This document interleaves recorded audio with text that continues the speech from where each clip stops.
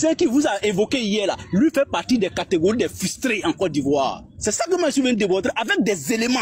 Maintenant, si j'évoque ces éléments, chacun de nous maintenant va dire, ah, c'est un engagé ou bien c'est un frustré. Alors, de quoi on parle? D'abord, je vais dire à ceux qui suivent Blé Goudé Charles, ceux qui étaient hier dans la salle là, en train de l'acclamer, je vais leur dire, la rébellion dont on dit que Guillaume Soro est auteur et qu'on ne devrait pas s'accommoder encore avec lui parce qu'il les a mis à terre, cette même rébellion a été bénéfique pour Charles Blé Goudé. Est-ce qu'il leur en dit ça?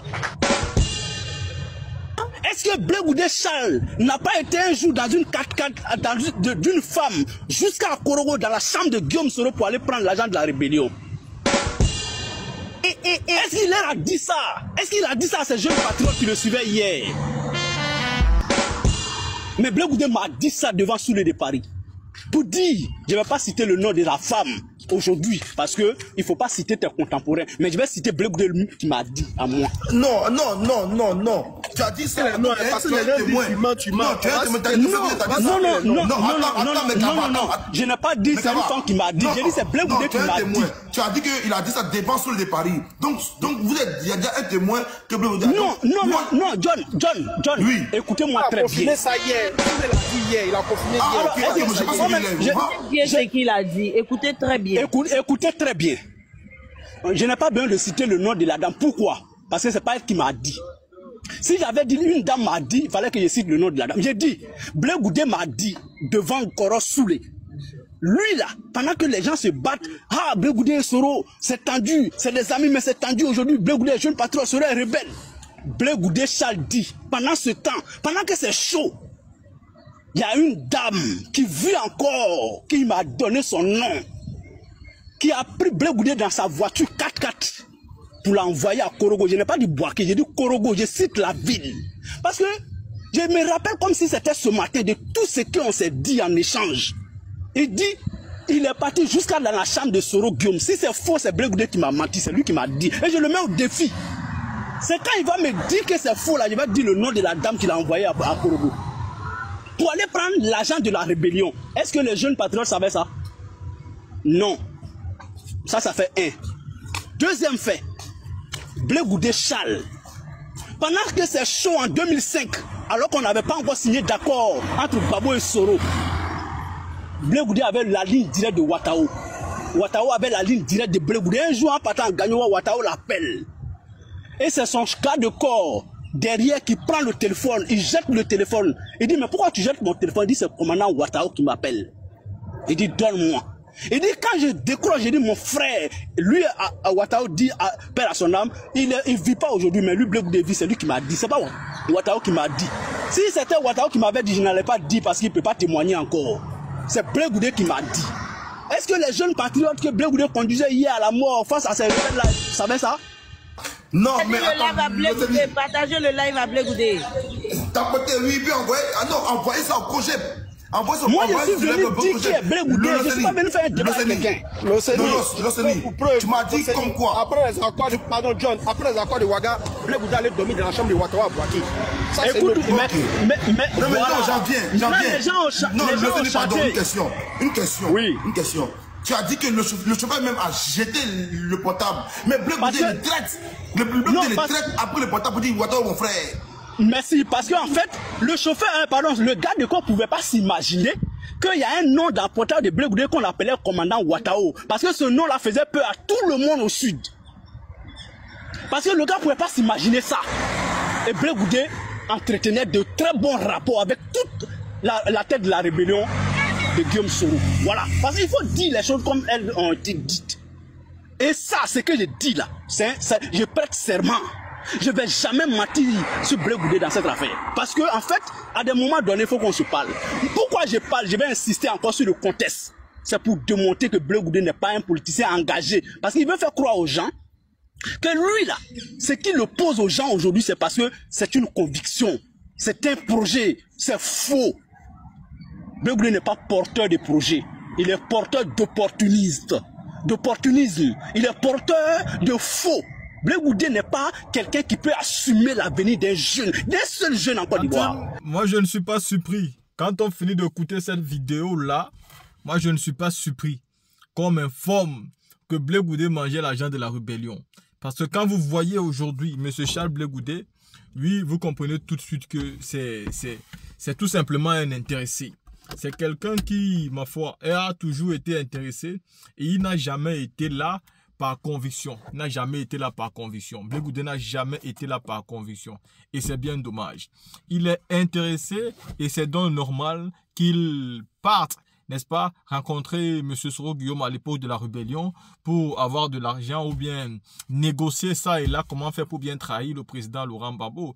Voyez-vous, quand le président Laurent Gbagbo, selon les dires de Steve Biko, est sorti de la prison de Scheveningen et qu'il a constaté que le gouvernement en place ne voulait pas lui délivrer un passeport, bien qu'en l'amenant à La Haye, ils l'ont amené sans passeport.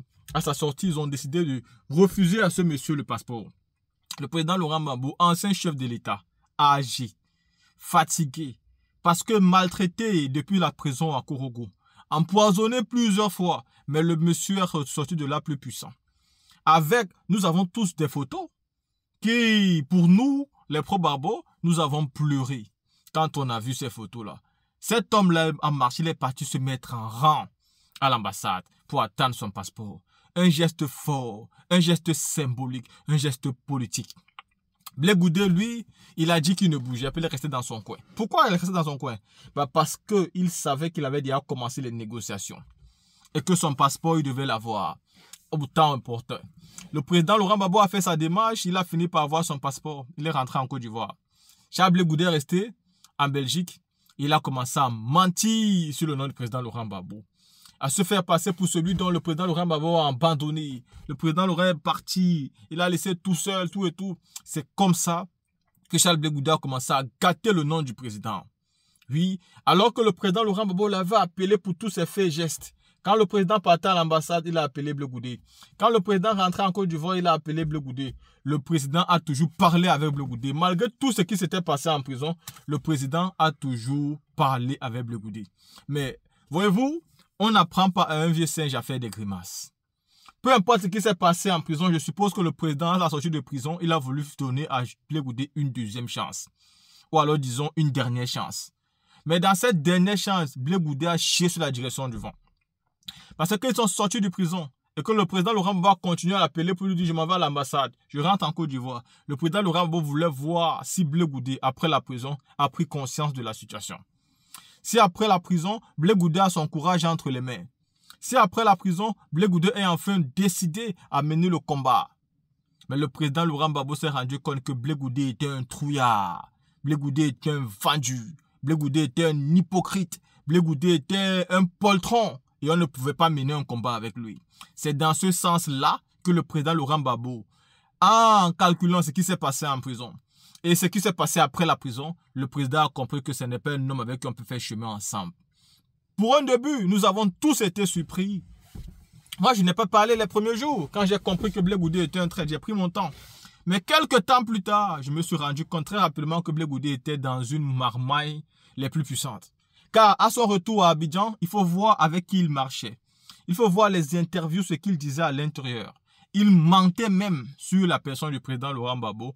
Et c'est où j'ai compris que ce monsieur avait été monnayé, n'est-ce pas, pour trahir le combat. Et oui, Steve Biko était le seul, n'est-ce pas, qui avait compris, le Mauritanien bien évidemment. Était le seul qui avait compris Charles Blé Goudé dans sa marmaille alors que celui-ci était encore en prison. Et aujourd'hui, il est en prison, mais vraiment... Après le combat de trop c'est trop, je pense que Steve Biko sera libéré. La team, il faut isoler M. Charles Blé Goudé parce que c'est lui le traître et il faut que le PDCI comprenne cela. Parce que les autres membres de la CAP Côte d'Ivoire, on ne les fait pas confiance. Mais le PDCI est un grand parti et c'est un parti de conviction. Les gens du PDCI que vous voyez là sont des gens de conviction et moi j'aime les gens de conviction.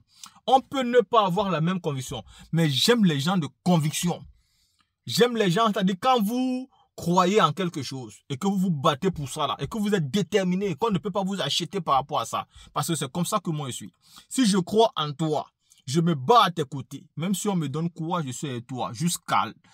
C'est comme ça que je suis. Donc j'aime les gens de conviction. Et c'est pourquoi moi aujourd'hui, malgré le mal que Guillaume Soro a fait subir à la Côte d'Ivoire, j'aime Guillaume Soro. Je n'arrive pas à détester Guillaume Soro. Je n'arrive pas. Pourquoi? Parce que j'ai constaté que c'est un homme de conviction.